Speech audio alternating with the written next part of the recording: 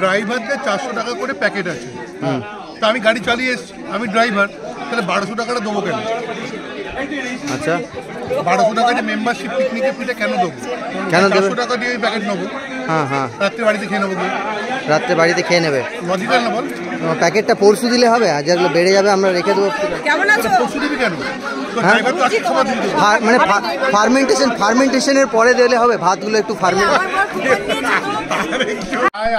হ্যাঁ, কোথায় থাকে কে জানে, আসে আর যায়। ছেড়ে কি করে থাকবো?